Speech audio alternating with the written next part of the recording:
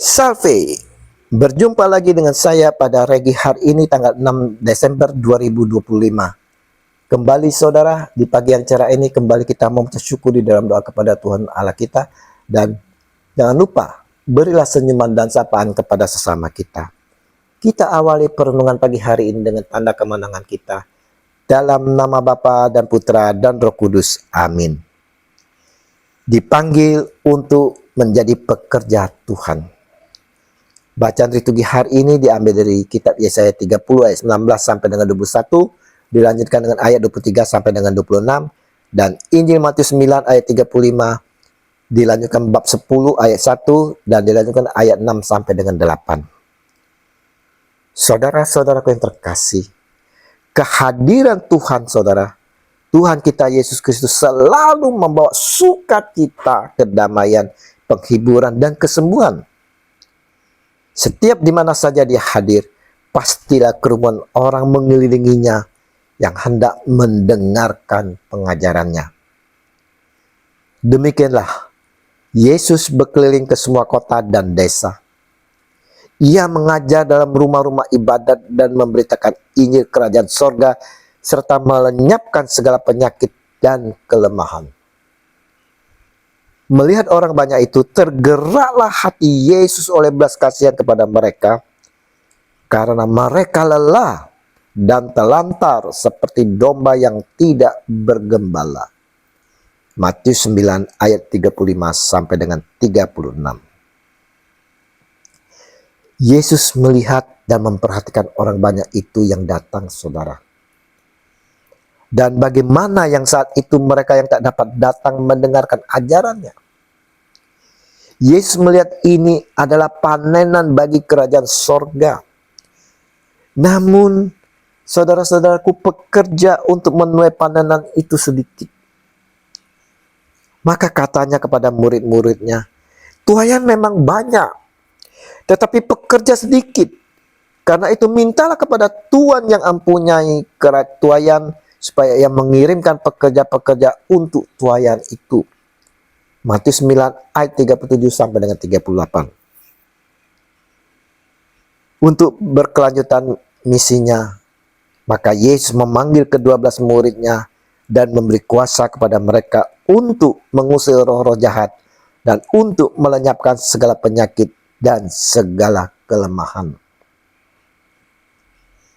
Untuk apa mereka diberi kuasa? Yesus hendak mengutus mereka pergi meraih tuaian yang ada. Mereka diutus bukan ke tempat-tempat zona nyaman, saudara. Tapi lihat, aku mengutus kamu seperti domba ke tengah-tengah serigala. Sebab itu hendaklah kamu cerdik seperti ular dan tulus seperti merpati. Matius 10 ayat 16. Hari ini saudara, kita pun diutus untuk mengembalikan saudara-saudara kita yang terhilang, yang tersesat. Pergilah kepada domba-domba yang hilang dari umat Israel. Pergilah dan beritakanlah kerajaan sorga sudah dekat. Matius 10 ayat 6 sampai dengan 7. Saat ini saudara, semua kita pun saudara diutus untuk menuai, dan kita telah diberi kuasa di saat baptisan kita, saudara. Bagaimana respon kita akan perutusan ini? Apakah kita enggan melangkah pergi melangkah karena telah menikmati kenyamanan dalam hidup kita? Atau kita takut karena kita diutus di tengah-tengah serigala penuh kejahatan? Adapun dalam perutusan saudara, kita diingatkan untuk tidak membawa emas atau tembaga atau perak. Tidak membawa bekal, tidak membawa baju dua helai, kasut atau tongkat. Ayat 9 sampai dengan 10. Ini semua saudara kita diharapkan untuk bersarah sepenuhnya kehidupan kita di dalam perutusan hanya dalam tangan kasih Allah yang mengutus kita. Dan dalam perutusan kita hanya fokuskan jiwa-jiwa tersebut yang terhilang dan kita bawakan kembali kepada Tuhan kita Yesus Kristus. Kita doakan mereka saudara.